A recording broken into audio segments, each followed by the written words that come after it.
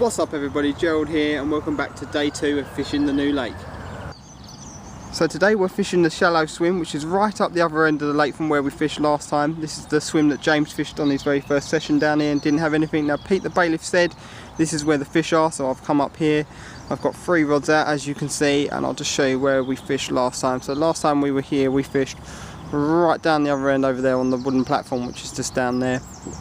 It's a lot shallower up here. This is all about 2 foot deep here. It's very shallow. I've got a rod right out there under the snags, just over there.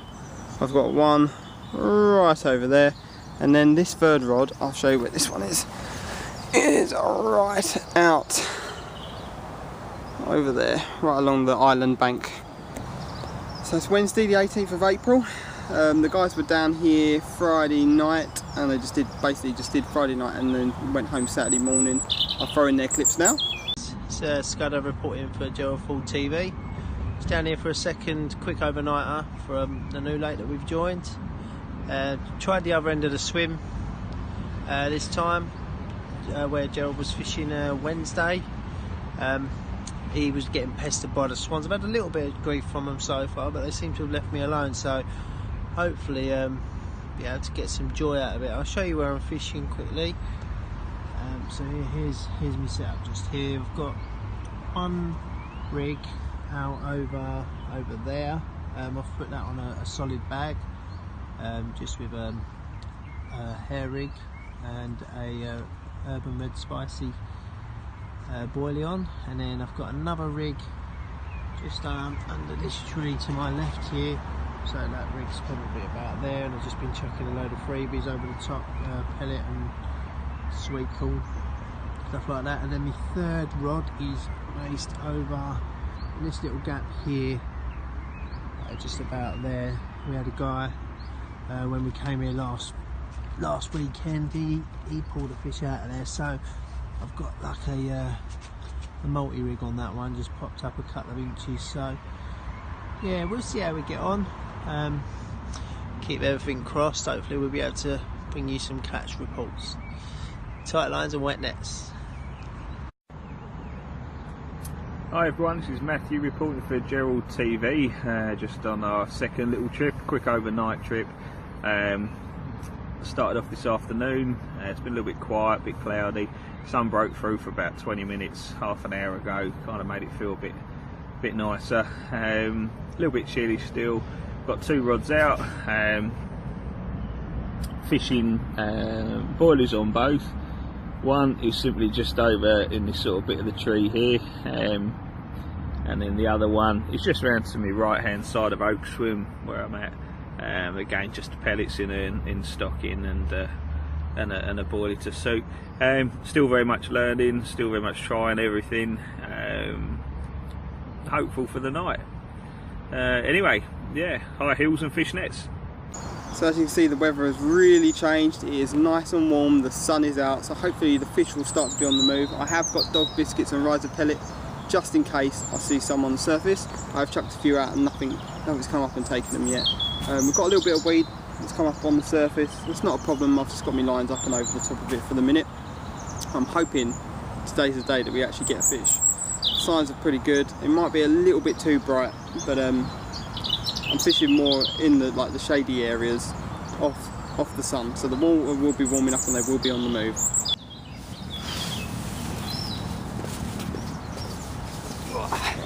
So I've made my first brew of the fishing lake. I've been looking for me cooker for ages, for like 6 months. I had no clue where I've put it. I remember putting it somewhere safe, and I've searched everywhere, all the cupboards and everything at home, couldn't find it. And I was talking to the wife about it, and I was like, have you seen it? She was like, try the picnic basket under the desk. And I'm like, why would I put it in a picnic basket? Don't be so silly. Went to the picnic basket. Guess what? It was in there. Always trust your wife. Oh, it's not bad either. So let's talk baits. Now on the right hand rod, which is out under the snags, we have these. Now this is a high-vis pineapple juice pop-up, which has been coated, and let me just show you, which has been coated, as you can see, in pineapple power smoke goo. These are about a year old and they've just been sitting there soaking. the high vis, just because we can't use artificial baits here, so bright baits normally do me well. I used to top off all my baits with pink and yellow bits of sweet corn, plastic sweet corn, but as we can't do that, I'm going for the high vis pop up. On the other rods we have hybrid wafters, which are in my bag, I'm not going to get them out, and then we have these hybrid boilies. Now these ones here have been coated in this here, which is a barbel and carp liquid enhancer, hemp and spicy sausage. This stuff absolutely stinks and the wife hates it. It used to do me really well on Darenth when I used to fish Darenth a lot, so I'm hoping as well it might be able to catch me a fish here. And then I've also got some of these just oily floaters. Now what I'm doing with these is I'm actually grinding them up with boilies and putting them in a bag using the crusher here, and then I'm casting that out with the rods, just a little tiny bag, like 4 boilies crushed up in there as well, and then just casting that out on the spot. So I'm just going to show you the size of the bags I'm using. They are tiny, basically the size of my thumbnail. Now the reason why I'm only using small ones is because I don't want the riser pellet, which will naturally, once this breaks open, rise up through the layers of the water to attract the fish down onto the bait. I don't want the swans and geese finding too much of this and then start diving on my baits. They have left me alone so far.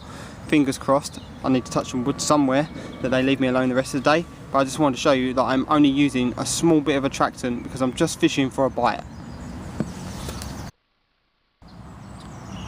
I may have spoke too soon. Look who's appeared.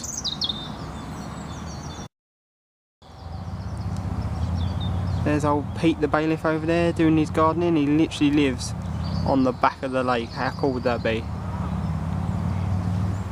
Just imagine seeing this out your back garden every day.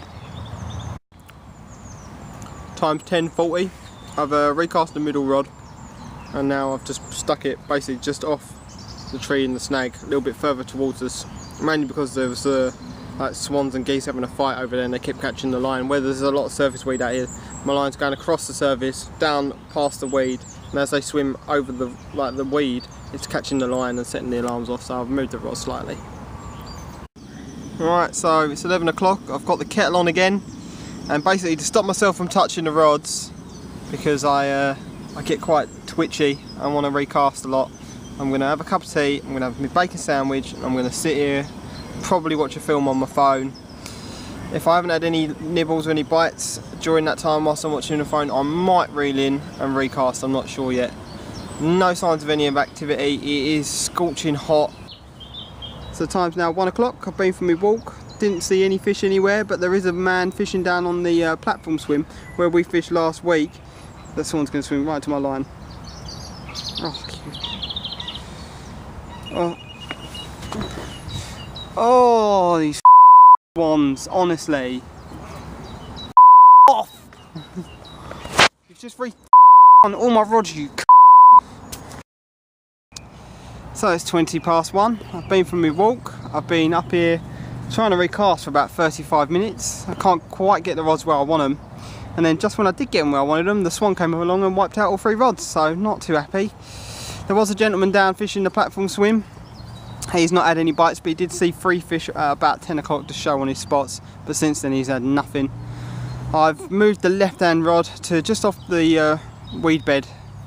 Just out there, just over there, and then the other 2 rods are back where they were, so in the snag over here, and then one further down the bank over there. So they've all been rebaited, fresh bait, fingers crossed we can get a bite, but it is blazing hot. I've been throwing out the pellets and the dog biscuits, but I haven't seen anything come up and get them other than the swans and the geese eating them. So this is going to be a tough time on here, I think now, but we're going to keep going, we're going to keep trying to catch. You learn every time. So we're just going to keep coming down and keep fishing, and eventually we will get one. So this surface weed is causing me some serious issues. As you can see, probably here, this is my line. It goes all the way out and across here, and it's collecting all the weed and staying on the surface. I cannot get it to sink. Even the rod on the left, which is in close, or relatively close, is also arced out across the lake. So the line is higher up in the water than I would like it, and I'm just wondering if that's spooking the fish off. Now, not a lot I can do about it. I just got to keep on fishing and just hope that a fish comes along and it picks up the bait. Now I knew this was going to be a tough lake to fish. The weed is causing me issues. It's only going to get worse as well as the sun comes out. This is our first really warm day. I've just got to find a way around it and keep fishing basically. I've got to find the spots. I need to come down here with a microfloat and just try and find some features under the water, because the normal spots like up against the snags are not doing it. I've not seen any fish mulling around in there. I mean, it's blazing hot. You would think you would see some fish on the surface, and I'm sitting here, it's flat calm and I can't see anything. I know there's fish in here. I've seen people catch them. I've seen a couple of people post pictures. It's just finding them. I don't think the stock density is particularly high. The average size seems to be about 15-16 pounds, so a fish of that size I would be more than happy. I just got to keep going and just keep learning, and eventually it'll happen. Just don't get frustrated, don't settle for second best with your rods, get them in the right spots and just put the bait out there. Tell you what though, it is nice to fish a lake where I'm not being pestered. Now my old syndicate, the Campanile one, if you've been back and watched the videos, was basically right next to the main road. So is this lake, but it's right down that end there. It's nice and quiet up this end. It was not too bad down that end last week when I fished it. The Campanile one was right on the main road going towards Dartford Bridge, and that is a very busy road. You also got people just walking past and constantly questioning you. This is all fenced off, so it's quite nice. Don't get pestered. I mean, you only get Pete, who lives over there, just yelling across to you, just seeing if you caught anything. But he's a nice guy and he's a nice bailiff. He's trying to help us out, so fingers crossed we can get a fish. Darren, where I fished before this, you know, it's a commercial fishery. This isn't a commercial fishery, so it was always busy. There's always people around. The stock densities there are obviously higher than they are here, so I would catch there pretty much all the time, and it's just nice to come somewhere I can sit back and relax. I mean, I've just sat and watched the film, I've had about 8 cups of tea, and I'm just chilled. So I'm not too worried about catching fish. It'd be nice to catch fish. I mean, we come fishing to catch fish, not to sit here. But, I mean, it's a nice view, it's quiet, and I'm chilled, so I'm happy. So as you guys can see, I've moved swims. It's hard to explain where I've moved to, but I'm halfway down the main body of the lake on the houses bank. I'll show you on a map where I am, just so you can explain. We've got a sunken tree to our left, which I've got the pop up under. I've then got another middle rod out on the far bank over the other side, and then my right hand rod is off a tree overhanging over there, so I'll just show you the spots now. So the left hand rod is just off this sunken tree, just probably about out there. I've got one rod over on the far bank, over there somewhere, and then the right hand rod is, let's see, right out over there, just off that tree as well, but basically just behind where the goose is. I decided to move because of all the surface weed. Basically it was just tangling up on my line, keeping my line on the surface, and then when I was trying to reel in, I was just bringing in massive clumps of weed.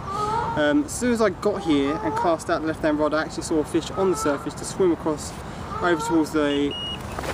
What was that? Oh, just had a little bite. Screen interrupted.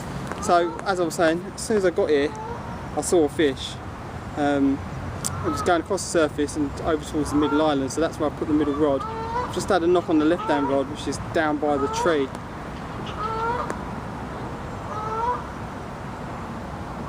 There's no geese or anything here, so could be a liner. Fingers crossed. So signs are looking better already. I'm not sure what the time is. Let's have a look. Come on, phone. It's 3:15, so I've got a couple of hours. I'll do a couple of hours in this swim, then I'll get myself off home. Fingers crossed we can grab one. We can nab one, even. Not grab one. I'm not noodling for catfish. Yeah, fingers crossed we catch fish. Could really do with a bite right now, but the signs are looking good. 4:30, still no fish. Get the odd liner now on the left hand rod, but it's quieting down quite a lot. The sun is right in my face as well. I'm definitely getting sunburnt. I'm being ginger, you know, I catch the sun quite a lot and my freckles are coming out, so I've definitely got the sun.